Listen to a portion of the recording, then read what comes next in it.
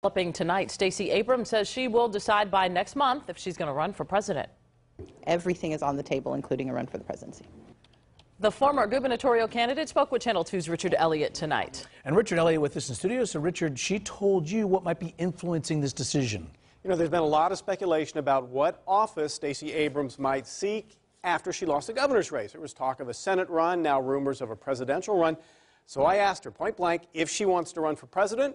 Here's what she told me.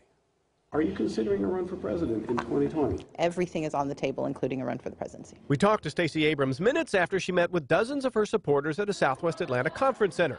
She wanted to thank them all for their efforts in her gubernatorial campaign and to ask them for their support in her next race, whatever race that may be. But you always have to have your eye on what's next, and our next is getting our victory. But victory at what? That's the question following Abrams as she toured the state and the nation since her gubernatorial loss in November. There's been rumors of a run for David Perdue's Senate seat in 2020, and she told me she's still thinking about it. I don't know what's out there. I know what I've been told, and those things I'm giving careful consideration to.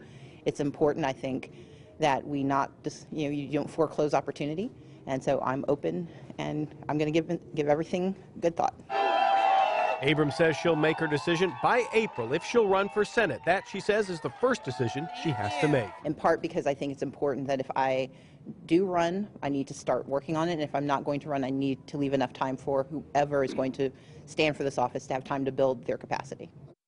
So by April is what she says tonight. And again, she says everything is on the table. And what is she doing in the meantime?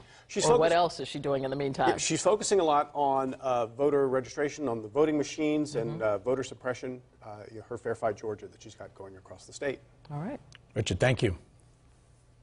Now, if Abrams gets into the race, she's going to face a crowded field. Here's a look at the Democrats, most already in the race, and those likely to run, all pictured here. There are more than a dozen people. On the Republican side, former Massachusetts Governor Bill Weld will challenge the president for that party's nomination.